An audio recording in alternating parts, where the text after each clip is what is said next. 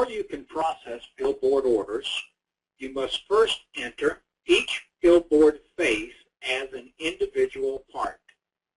To accomplish this, we will select Setup from the main toolbar, followed by Pricing Setup, and finally, Adjust Part Information Setup. Begin by selecting View Parts by Product. A menu or tree listing all product categories will appear in the window in the lower left of your screen. Expand the category for Billboard Lease. Expand the subcategory Billboard Lease and select Billboard List. A template containing all of the data fields available for the billboard part will be displayed in the main screen. 2 sample parts are included in the system for user reference. As these 2 examples will not be part of your billboard inventory, we will set them inactive, which will remove them from the selection list in the billboard product. To do this, we will first select Edit from the Action toolbar at the right of the screen. We will then uncheck the box for each part in the active column. To create a new billboard part, we will clone an existing billboard and edit the data. Keep in mind that each part represents a single billboard face, and entering all the faces on a single structure in sequence will minimize data input.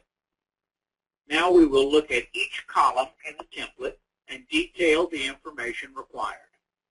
The active column determines whether or not a part will be available for selection on a pricing form. Once a part is used in the system, it has associated financial transactions. Therefore, those parts cannot be deleted.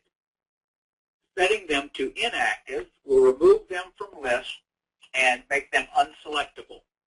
Check the box and set the new billboard active. The second column is the part name. Each name must be unique and should clearly identify the billboard to the user. The field is alphanumeric, and the name will display on both estimate invoice and work order. The next column, part category, contains the default billboard part category billboard list and should not be changed. The next column contains a drop-down list of the available billing cycles and simply refers to a single invoice period. The selection will be the default value auto-filled on the pricing form. The selection may be changed when a lease is created. Therefore, the selection should be what is most common for this billboard. The information will display on both estimate invoice and work order. The next column is for the billboard reference date. The reference date is used to calculate a valid start date for a particular billing cycle that will cause all leases for that cycle type to fall due on the same day. This is designed to facilitate batch processing of lease orders. The value in this field is not used to calculate start dates for monthly, quarterly, and annual cycle types. Where cycles are based on a specific number of days rather than the beginning of a month, we need a reference to start counting from. Therefore, each day-based cycle type should share a common reference date. In example, setting the reference date for 28-day leases to June 30, 2011 would generate a start date every 28 days thereafter in perpetuity. From that calculation, an appropriate start date may be selected. The following column, period rate, contains the default dollar amount to be charged at time of invoice. This value is displayed on the pricing form and may be overridden or changed when a lease is created.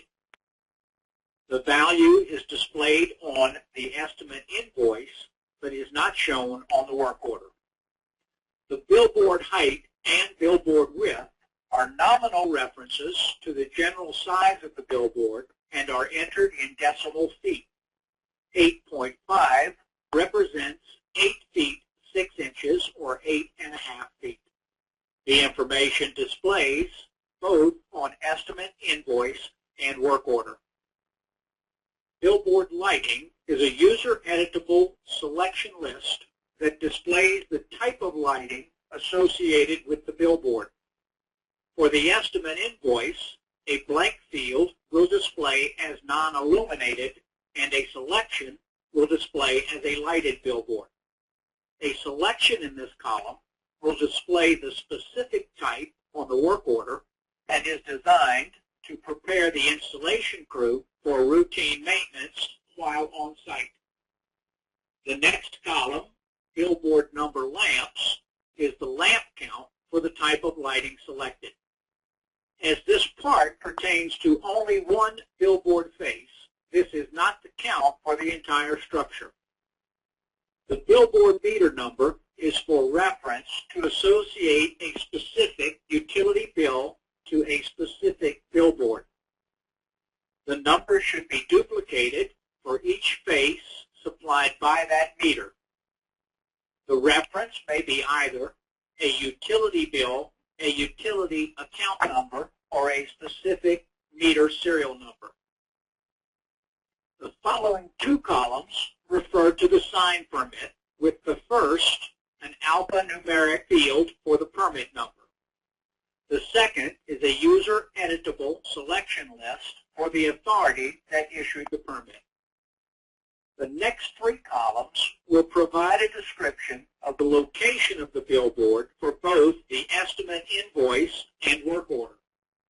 The location municipality is a user-editable selection list designed to provide a predefined regional area. It may contain territories, zones, municipal areas, or any other divisions the user may want. The location field is designed to provide specific details for the location of the structure. The facing column contains a user-editable selection list that should detail the direction the board is facing and distinguish it from additional boards on the same structure. Billboard construction is a user-editable selection list intended to describe the billboard structure and prepare the installation crew for general maintenance and inspection. The next three columns contain the geospatial data or GPS reference for the board location. The X and Y coordinates must be relevant to the coordinate system selected. This information displays on the work order. The final three columns contain information regarding land leased from private property owners for use as a billboard site. The first column contains the dollar value to be paid to the landowner for the lease term. The second column defines the term, and the final column the day or month the lease amount is due. With that, we've entered all of the data in the fields for a single billboard. To continue adding billboards or additional parts, we repeat the process and continue to clone line by line until we have all of our billboards entered. With the final entry, we will then select Save from the Action toolbar on the right and save all of the entries we just completed. This concludes the parts setup for the billboard product. And for more information, you can continue with the next video in the series, Order Entry, on the basic training webpage for Sirius Software.